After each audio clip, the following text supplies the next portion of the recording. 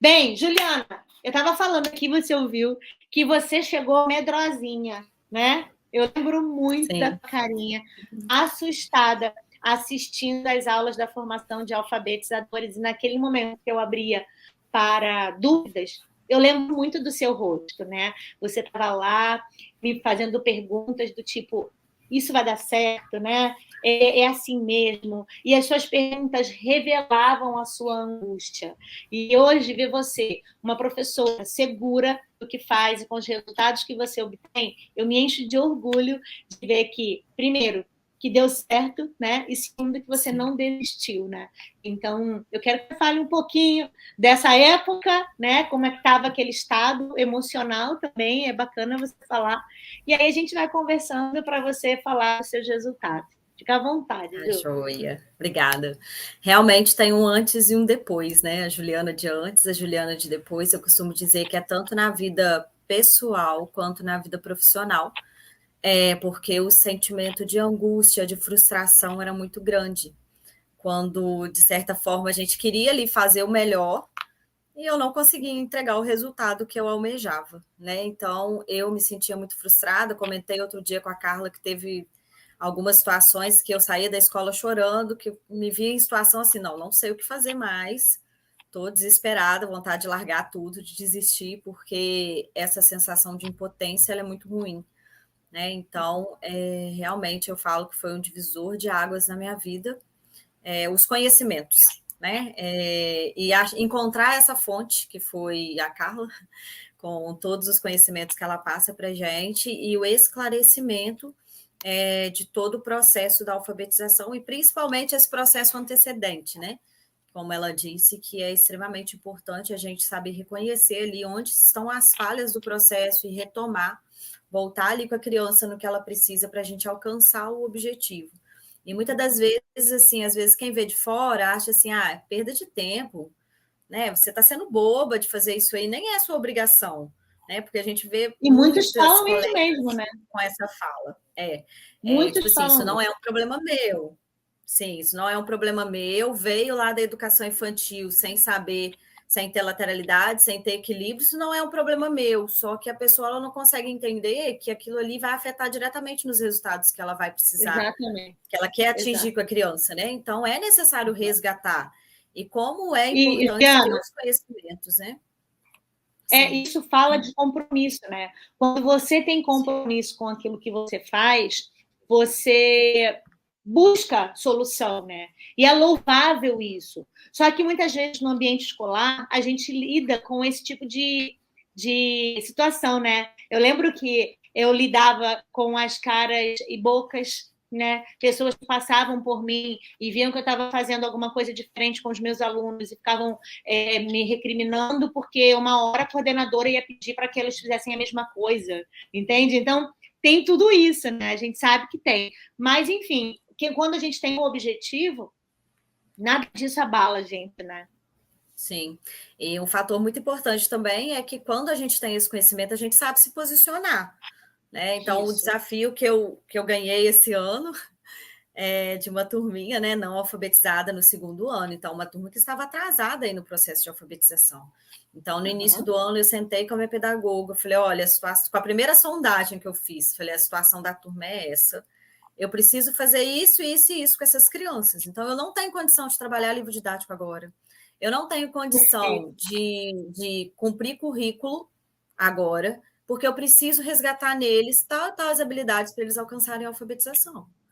Então, você ter também esse conhecimento te faz assim se posicionar ali realmente com compreensão do que seus alunos precisam para avançar. Isso passa até também uma segurança, né, para quem está ali trabalhando com você, confiando no seu trabalho. Uhum. Então, esse alinhamento, né, tanto E com assim, o isso pedagógico vem da o escola. respeito, né? Isso vem o respeito pelo trabalho do professor. Muitas vezes nós não somos respeitados porque nós não sabemos nos posicionar diante dessas situações. E quando você faz um diagnóstico da sua turma, entende como ela está, já mostra para a coordenação da escola que você tem um percurso, que você sabe o que você precisa, e nesse momento você não pode fazer as outras coisas, você ganha confiança. E aí, e qual gestor de escola, né? A menos que seja completamente sem noção, mas qual gestor da escola que não vai confiar num professor que transmite segurança e sabe o que faz, não é verdade? Então, assim como você, eu tenho ouvido de muitos professores que têm conseguido esse espaço dentro das escolas, o espaço de confiança. E isso é maravilhoso, muito bom mesmo você trazer isso. Sim. E também é muito importante o alinhamento com os pais, né? Porque às vezes a gente acha assim, que a gente vai fazer o trabalho ali, que o pai não está envolvido, só que existe também uma ansiedade, uma angústia muito grande dos pais em que os filhos aprendam a ler e escrever, só que eles não sabem o que está por trás daquele processo. Né? Então, é muito importante também que a gente faça esse alinhamento com os pais, que a gente oriente ali também tudo que está atrasado ali, que foi o caso, meu caso desse ano, né? Em tudo que estava atrasado, tudo que eu precisaria atingir com as crianças ali antes mesmo da alfabetização. Então, esse alinhamento também é muito importante, até mesmo para você ter os pais como parceiros no seu trabalho. Né? Porque a gente sabe que existe uma cobrança, né? Mas a gente precisa alinhar isso para que os objetivos sejam os mesmos e que esteja todo mundo caminhando junto. Exatamente. Aí, mas assim, antes você não tinha absolutamente nenhuma dessa visão metodológica, né? Eu faço a sondagem, eu apresento para os pais e para a escola o meu trabalho, como será realizado. Você não tinha essa segurança, né? Antes. Não, e não tinha essa clareza, né, do processo de alfabetização ali. E é o que eu digo, não é que eu não tinha resultados, eu tinha, mas eu não conseguia alcançar todas as crianças, né? E muitas das vezes eu fazia as coisas assim, realmente no achismo, porque a gente vai aprendendo ao longo do tempo ali com as colegas, né? A gente vai vendo ali, pegando atividades do livro didático, atividades da internet, mas eu não tinha a consciência do processo certinho que deveria ser cumprido, né? Então, tudo isso não me dava segurança para eu me posicionar, porque se alguém me fizesse alguma pergunta, eu não saberia responder. Por que você está fazendo isso? Não sei. Né? E hoje eu já tenho essa segurança de me posicionar e de explicar, né? Olha, eu vou precisar fazer isso aqui primeiro por causa disso. Então, todo esse conhecimento, assim, é um mundo. A sua turma, qual é a característica da sua turma?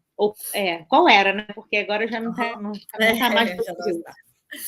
A turminha era uma turma de segundo ano e as crianças não eram alfabetizadas, né? Eu tinha poucos, acho que, se não me engano, 4 alunos ali que estavam no nível silábico alfabético, mas todo o restante da turma era pré-silábica.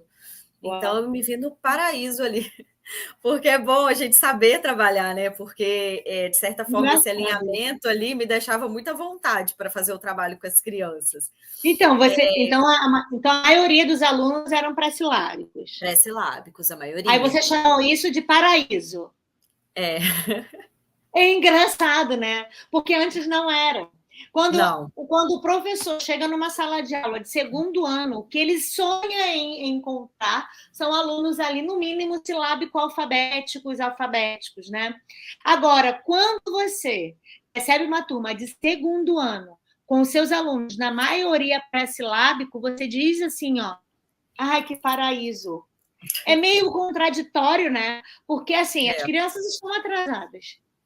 Você precisa dar conta da alfabetização dessas crianças no segundo ano. Eles passaram para a escola, primeiro ano, segundo ano, está lá você.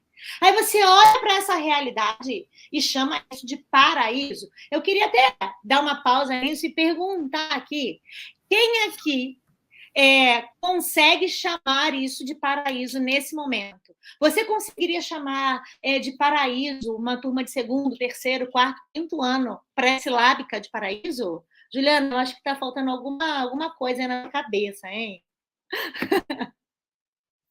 Fala aí, gente. Olha, a Ingrid disse aqui, ó, orgulho de você, amiga. Deve ser sua fã aí, ó. É minha amiga, trabalhou comigo ano passado. Gente, olha só, alguém diria uma coisa dessa? Porque eu acho que não, né? Eu acho que uma pessoa com um tanto de sanidade não faria isso. Estou brincando, Ju. Conta aí, então, por que essa turma você chama de paraíso diante dessa dificuldade? É um desafio grande, porém, eu consegui alinhar um trabalho ali onde eu pegaria eles do início ao fim do processo, né? Perfeito. Então, é muito legal a gente ver a evolução das crianças ali, passo a passo, né? Então, saber que o caminho está sendo trilhado ali, que as crianças estão acompanhando. De início dá um medo, porém é uma turma que me deixa, é um perfil de turma que me deixa muito à vontade para trabalhar. E além disso, tem crianças de inclusão nessa turma. Então, eu tenho 3 crianças que têm o diagnóstico, né? Eu tenho uma criança com TEA, uma criança síndrome de Down, uma criança com deficiência visual, e eu tenho mais 4 em investigação. Então, é uma turminha bem assim, pegadinha, né?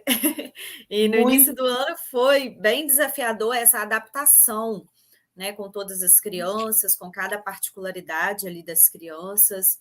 E eu tenho as pessoas, uma cuidadora na sala, né, que me ajuda muito também nessa regulação das crianças especiais, principalmente. E as crianças com autoestima muito baixa, porque tem a outra turminha de segundo ano na escola, que eles sabem, primo, irmão, coleguinha que já lê, e eles que ainda não tinham alcançado a leitura. Sim, então, resgatar toda essa questão emocional, resgatar todo o senso ali que eles são capazes de fazer, porque no início do ano, um dos desafios maiores foi que eu entregava qualquer coisa para eles, eles ficavam esperando. Eles não tinham aquela autonomia de pegar, de fazer, eles não tinham a segurança também, né? De que eles eram capazes de fazer. Então, quando eu fui ofertando brincadeiras, atividades ali, que eles viam que eles tinham condição de fazer, né? Que eles tinham condição de pensar, de estar ali, de serem parte ali do grupo, tudo mudou. Eu falo que hoje a minha sala, assim, nossa, transformou da água para o vinho. Isso em quanto tempo, Ju? 4 meses que a gente está aí, né? Que fevereiro foi corridinho, encontrando de março a maio, abril, maio. 3 meses e meio, 4 meses. De 3 meses e meio a 4 meses, esses dias eu estava assistindo uma palestra do neurocientista francês Stanislas Dehaene, e ele estava dizendo que quando esteve no Brasil, ele foi surpreendido quando disseram para ele que no Brasil as crianças tinham até 3 anos para serem alfabetizadas.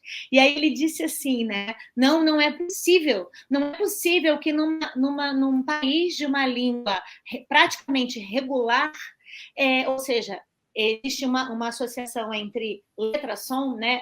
Tirando as variações ortográficas, mas existe essa regularidade na língua, um país com uma regularidade, uma língua regular, no máximo, em 4 meses, essas crianças são alfabetizadas.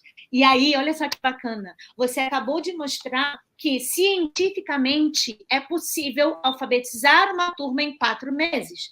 É possível trazer essas crianças do pré-silábico para uma leitura escrita para ser desenvolvida, evidentemente, né, com ortografia, sim, produção textual, fluência leitora, em 4 meses. É possível. E as pessoas acham que isso não é possível quando a gente fala assim, dá para alfabetizar uma criança em 4 meses, deixar essa criança lendo, escrevendo, e a partir daí nós vamos aperfeiçoando essa escrita, né, e essa leitura. As pessoas acham que é impossível, mas não é. Não é por quê? Porque nós não estamos embasando a nossa fala num achismo. Nós estamos embasando a nossa sala de aula, a nossa prática em estudos neurocientíficos. Por isso que a minha proposta não é uma proposta que veio da cachola. Não é. Toda ela existe uma fundamentação teórica, científica, para que isso possa acontecer. E ele ainda nos fala, no livro dele, Neurônios da Leitura, que o ótimo da educação será quando o professor puder trazer para dentro da sala de aula todos os estudos que a neurociência propõe. Então, olhar para você, Ju, ouvir você e entender que você está manifestando, concretizando um estudo neurocientífico que foi feito para comprovar essa veracidade é maravilhoso. Então, assim, gente, eu não estou aqui para trazer uma historinha, sabe, para me popularizar, não é nada disso. O que eu quero é mostrar para você que é possível você tirar o atraso dessas crianças que estão na sua turma, é possível caminhar com essas crianças da melhor forma possível. Então, Ju, a hora que você quiser, eu mostro aí a tua apresentação para que essas crianças possam, para que esses professores possam ver essas crianças. Tá joia.